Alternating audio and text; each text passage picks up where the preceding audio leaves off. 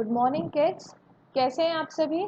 तो आज हम शुरुआत कर रहे हैं हमारा chapter number 7 geometry. We have already started and we have learn the distance formula of this chapter. Now today in this video we are going to learn about our section formula. ठीक है, तो आज हम इस video में किसके बारे में पढ़ने वाले हैं? सेक्शन फॉर्मूला के बारे में पढ़ने वाले हैं। ठीक है, बट सेक्शन फॉर्मूला में जाने से पहले there is an very important concept that is reflection. ठीक है, तो एक इम्पॉर्टेंट बहुत ही छोटा सा टॉपिक है रिफ्लेक्शन का। तो हमें रिफ्लेक्शन पढ़ना है about x axis and y axis. ठीक है, तो पहला जो आप ये देख रहे हैं diagram, this is about x axis. ठीक है, तो मेरे पास एक पॉइंट है पी और इसका मुझे रिफ्लेक्शन बनाना है। जैसे रिफ्लेक्शन का मतलब mirror image, it's a kind of mirror image.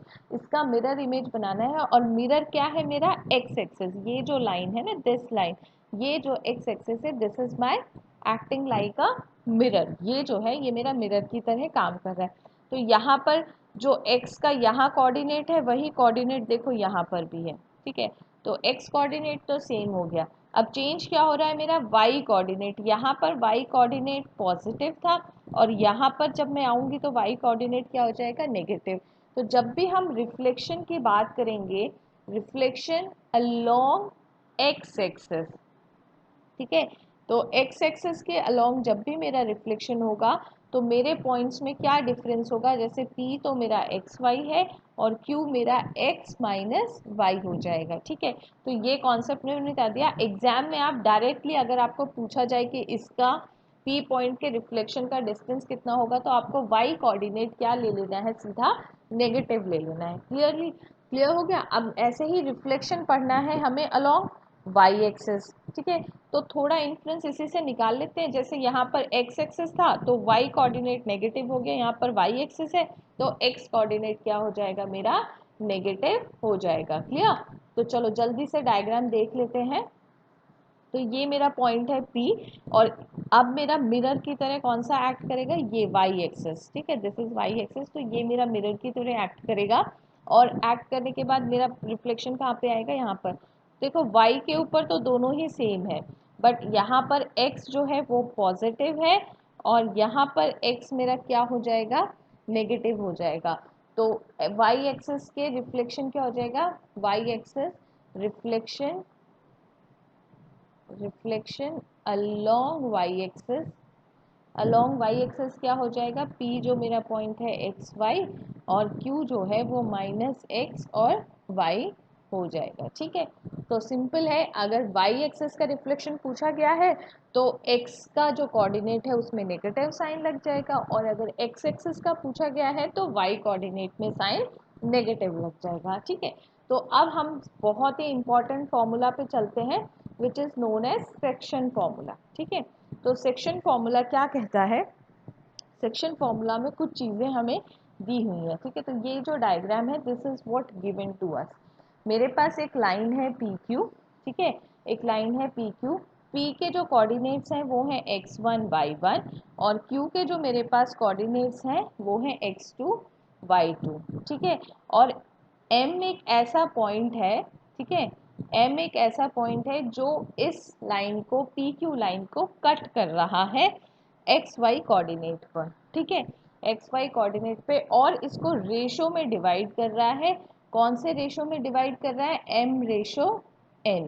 किस रेशो में डिवाइड कर रहा है? एम रेशो एन में डिवाइड कर रहा है। तो ये कुछ चीज़ें हैं जो मुझे दी हुई हैं। ठीक है, ये कुछ चीज़ें हैं जो मुझे दी गई हैं। अब नीचे चलते हैं। अब इसको मुझे पता करना है। I need to find the value of this X. इस x का वैल्यू पता करना है और y का वैल्यू पता करना है in terms of m, x1 n, x2 की टर्म्स में पता करना है। ठीक है, x भी और y भी। ठीक है, तो इन टर्म्स में पता करना है। तो चलो पता करते हैं। ठीक है, तो सबसे पहले क्या किया मैंने? परपेंडिकुलर्स ड्रॉप कर दिए हैं। तो ये डिस्टेंस कितना हो जाएगा मेरे पास? y1। ये डिस्टेंस कितना हो जाएगा? y। ये डिस्टेंस मेरे पास कितना हो जाएगा? y2। क्लियर? अब ये जो डिस्टेंस है दिस इज x1, यहाँ पर जो डिस्टेंस है दिस इज x और ये जो डिस्टेंस है दिस डिस्टेंस इज x2। इतना क्लियर है? अब देखो मेरे पास यहाँ पर आप लोगों को दो ट्राइंगल्स दिख रहे होंगे। First triangle is P M S and the second triangle is M Q B. ठीक है, अब ये दोनों ट्राइंगल्स, मैं ऐसा कह रही हूँ कि ये दोनों ट्राइंगल्स सिमिलर हैं। ठीक है, तो सिमिलर है तो ये मैंने कहाँ से कहा कि this angle is 90 degree in both. ठीक है, और मेरे पास ये दोनों लाइंस परपेंडिकुलर है, तो this angle and this angle are corresponding angles. ठीक है, तो मेरे पास by a rule these two triangles are similar। तो अगर ट्राइंगल सिमिलर हो जाते हैं तो उनकी साइड्स क्या हो जाती हैं, उनकी साइड्स का रेशो कैसा हो जाता है, इक्वल हो जाता है। कैसा हो जाता है, साइड्स का रेशो इक्वल हो जाता है। ठीक है, तो लिखें इन ट्राइंगल। देखो प्रूफ कभी एग्जाम में आता नहीं है, बट प्रूफ आपको पढ़ना ज़रूरी होता है। ठीक है, so if you want to learn you can use this formula, और यू जस्ट कैसे डिराइव हुआ वो देख लो, और लर्न करने की ज़रूरत नहीं है। ठीक है, तो दोनों ही ट्राइंगल्स मेरे पास सिमिलर है। Angle S is equal to angle B, क्योंकि ईच 90। ठीक है, और कौन सा एंगल P जो है वो एंगल M के बराबर है। पूरा लिखना पड़ेगा, S P M is equal to B Q corresponding angles. कौन से एंगल्स हैं, कोरोस्पॉन्डिंग एंगल्स। क्लियर। ठीक है, तो मेरे पास triangle P M S is similar to my triangle M B M Q B। ठीक है, और कौन से रूल से, ए रूल से। क्लियर इतना। तो अब मेरे साइड्स का रेशो भी इक्वल हो जाएगा। ठीक है, तो साइड्स का रेशो भाई सबसे पहले लिखेंगे हम P M by which side, P M by Q M. ठीक है, which is equal to P S by M B which is equal to M S by Q B. ठीक है, तो ये साइड्स हमारी क्या हो गई हैं, साइड्स हो गई हैं। अब इनका रेशो लिखना है। ठीक है, तो देखो पी एम का जो, देखो यहाँ पर देखो पी एम जो है वो एम है। ठीक है, ये जो है यहाँ से यहाँ तक एन है। ठीक है, अब ये मेरे को पता था ये कितना है y1, तो ये डिस्टेंस कितना हो जाएगा y माइनस y1। ये जो डिस्टेंस है, सिर्फ इतना जो डिस्टेंस है वो y माइनस y1 हो जाएगा। अब ये टोटल कितना है y, और ये कितना है y2, सो y2 माइनस y1 y हो जाएगा। ये जो है y2 माइनस y, सिर्फ इतना डिस्टेंस की बात कर रहे हैं। ठीक है, अब ऐसे ही ये जो डिस्टेंस है ये पता कर लेते हैं। तो ये डिस्टेंस तो x1 और ये x है, तो x में से x1 निकाल दूंगी तो ये डिस्टेंस आ जाएगा, तो x माइनस x1। ठीक है, ऐसे ही x2 में से x1 निकाल दूंगी तो ये डिस्टेंस आ जाएगा। अब कुछ नहीं करना है, अब ये इनकी वैल्यूज डालनी है। तो पी एम का जो वैल्यू है वो कितना है, स्मॉल m, और q किसका वैल्यू, क्यू एम का जो वैल्यू है वो है n। ठीक है, which is equal to P S. अब पी एस कितना है, x माइनस x1। ठीक है, और क्या है मेरे पास, एम बी। एम बी कितना है, x2 माइनस x। ठीक है, x2 माइनस x, ये जो है ये x है। ठीक है, x2 माइनस x। क्लियर। तो अब पहले इसको सॉल्व कर लेते हैं, इसको यहाँ पर लेकर आ रही हूँ सॉल्व करने के लिए। अब क्रॉस मल्टीप्लिकेशन करें, m into x2 minus m into x, और इसको मल्टीप्लाई किया तो n into x minus n into x1। अब मुझे वैल्यू किसका पता करना है, x का, तो x की सारी टर्म्स को एक साइड रखूंगी और बाकी सबको दूसरी साइड। तो m इंटू x2, और इसको उधर लेके गई तो ये कितना प्लस का हो जाएगा n x1। ठीक है, और यहाँ पर n x1 n x तो है ही, और ये यहाँ आएगा तो प्लस हो जाएगा m x। इसमें से x कॉमन ले लिया तो मेरे पास आ गया n प्लस m, और यहाँ पर x2 n x1, और ये आ गया मेरे फॉर्मूला। तो x का वैल्यू कितना हो जाएगा, m x2 plus n x1, ठीक है, बाय m प्लस n, ठीक है। तो ये मेरा x का वैल्यू आ गया, ठीक है। अब मैं क्या करूँगी, अब मैंने दूसरी जो चीज़ है उसको भी इक्वेट कर देना है, ठीक है। तो दूसरी को भी हम इक्वेट कर लेते हैं, ठीक है, दूसरी को भी हम इक्वेट कर लेते हैं। तो दूसरा हमारे पास आएगा m बाय n और ms, ठीक है। तो डायग्राम लेकर आते हैं पहले, फिर नीचे आ जाएंगे, ठीक है। डायग्राम है हमारा ms जो है ms this value, so this is y minus y1, ठीक है। और दूसरा जो है वो QB, तो ये है y2 माइनस y, तो y2 माइनस y, डन। अब क्रॉस मल्टीप्लिकेशन कर लेते हैं, तो यहाँ पर ये चला जाएगा, यहाँ पर ये चला जाएगा, तो इसके साथ m y2 minus my which is equal to ny minus ny1। अब y का वैल्यू पता करना है, तो y की टर्म्स को एक साइड कर लेंगे और बाकी सबको अनदर साइड। तो my2 प्लस इधर लेकर जाएंगे तो ये प्लस हो जाएगा ny1 which is equal to ny तो था ही पहले से, और यहाँ पर माइनस था, वहाँ जाएगा तो प्लस हो जाएगा my। y को ले लेते हैं कॉमन, तो मेरे पास क्या बचेगा m, ठीक है। तो कुछ सिमिलर सा रिलेशनशिप आएगा जो हमारा x के साथ आया था ny1 by n plus m which is equal to y। तो मेरे पास दो रिलेशनशिप आए, x का वैल्यू तो मेरे पास आया ये वाला, ठीक है, और y का वैल्यू मेरे पास आया ये वाला। अब इस फॉर्मूला को याद कैसे करना है, देखो, तो याद करना बहुत ही आसान है, ठीक है। ये जो मेरे पास है a और b, इसमें मेरे पास p q था, ठीक है, तो p और ये मेरे पास q और ये पॉइंट मेरा m, ठीक है।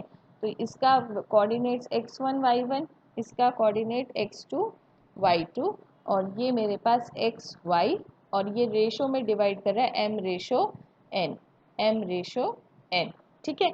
अब देखो क्या करना है, m उल्टा चला जाएगा यहाँ x2, तो m जो है थोड़ा सा नीचे आ जाते हैं, समझ, यहाँ लिख लेंगे, ठीक है। सो जस्ट लिटिल बिट, हाँ देखो, अब ये m से शुरू कर रही हूँ, m मल्टीप्लाइड बाय दिस, उल्टे से मल्टीप्लाई कर रही हूँ, m into x2 n into x1, उल्टे से मल्टीप्लाई कर दिया, n था तो इस साइड बट मल्टीप्लाई p से कर दिया, और सिंपली m प्लस n कर दिया, डन। ऐसे ही दूसरा करेंगे y के लिए, अब ये x का हो गया, ऐसे ही y के लिए करेंगे, तो y into x2 m, this m into y2, ठीक है, और this n into y1 plus n into y1 by m1 plus m, जो भी मेरे पास रेशो होगा वो मैंने यहाँ पर लिख देना है, ठीक है, क्लियर। तो फॉर्मूला याद करने का भी मैंने बता दिया, ठीक है। अब नीचे चलते हैं, नीचे क्या कह रहा है कि सेक्शन फॉर्मूला, यहाँ पर आपको सेक्शन फॉर्मूला लिखना है, ठीक है। तो मेरे पास एक लाइन है a, उसके कोऑर्डिनेट्स हैं x1 y1, b पॉइंट है जिसके कोऑर्डिनेट्स हैं x2 y2, और लाइन है मेरे पास AB जिसको p पॉइंट जो है वो इंटरनली डिवाइड कर रहा है into the ratio of m ratio n। आपको क्वेश्चंस भी इसी टर्म में मिलेगा, the coordinate of the p in the section formula. तो कोऑर्डिनेट्स लिखने हैं, तो कोऑर्डिनेट्स कितना हो जाएगा, m into x2 plus n into x1 by m plus n, और दूसरा कोऑर्डिनेट क्या हो जाएगा, m into y2 plus n into y1 by m plus n। Clear है इतना, ठीक है। अब देखो नेक्स्ट जो आएगा, कई क्वेश्चंस में आपको बोला जाएगा कि आपके पास ये जो है एक पॉइंट है, ये दूसरा पॉइंट है, और ये जो पॉइंट है ये इसको कट कर रहा है, आपको रेशो बताना है, you need to find ratio. Ratio का मतलब है आपको m रेशो n का वैल्यू निकालना है। तो m और n जो है वो आपके पास दो अननोन हो जाएंगे, ठीक है। तो हम क्या करते हैं ऐसे क्वेश्चंस में, हम हमेशा एज्यूम करते हैं k रेशो 1, तो क्योंकि k रेशो 1 करने से क्या हो जाएगा, ये वैल्यू तो 1 हो ही गई है मेरे पास और मुझे सिर्फ इस k का वैल्यू पता करना है। ठीक है, तो जब क्वेश्चन करेंगे तो I will let you know how to solve this kind of questions. मैं तुम्हें पक्का बता दूंगी क्वेश्चंस कैसे सॉल्व करना। I am just giving you this hint. ठीक है, अब नेक्स्ट जो आएगा वो मिड पॉइंट फॉर्मूला आएगा। ठीक है, तो मिड पॉइंट फॉर्मूला का मतलब क्या हो जाएगा कि मिड में कर रहे हैं डिवाइड। ठीक है, तो इसमें क्या हो जाएगा, देखो m का वैल्यू भी 1 और n का वैल्यू भी 1। ठीक है, तो मैं सबसे पहले अपना सेक्शन फॉर्मूला लिखूंगी। सेक्शन फॉर्मूला मेरा कहता है, क्या कहता है, x2 plus n into x1 m1 plus n, और ये मेरा कहता है m y2 plus n y1 by m1 plus n। अब आप लोग ये फॉर्मूला आप डायरेक्टली यूज़ कर सकते हो, मैं सिर्फ समझाने के लिए सेक्शन फॉर्मूला से यूज़ कर रही हूँ। In examination you can directly right from the mid point formula. ठीक है, तो अब मेरे पास जो a के कोऑर्डिनेट्स थे वो x1 y1 और b के जो कोऑर्डिनेट्स थे वो x2 y2। ठीक है, तो मैंने लिख दिया उसके हिसाब से। अब मेरे को m का वैल्यू भी 1 डालना है और n का वैल्यू भी 1 डालना है, तभी तो मिड पॉइंट होगा। तो डाल देते हैं, तो मेरे पास क्या आएगा, x2 plus x1 by m, 1 plus 1 2। ठीक है, ऐसे ही y2 प्लस y1 और दोनों का वैल्यू है भाई 1, तो ये हो जाएगा 2। तो ये मेरे पास मिड पॉइंट फॉर्मूला हो जाएगा, x2 plus x1 plus x2 by 2, y1 plus y2 by 2। ठीक है, तो अब इस वीडियो में इतना ही। जब हम नेक्स्ट वीडियो में मिलेंगे we will solve the questions based on this exercise. ठीक है, इसी एक्सरसाइज पे बेस्ड हम क्वेश्चन करेंगे जो कि इसी फॉर्मूला पे बेस्ड होगा। नेक्स्ट एक्सरसाइज करने वाले 7.2। तब तक सभी बच्चे पढ़ाई करते रहें और अपना ध्यान रखें। Thank you.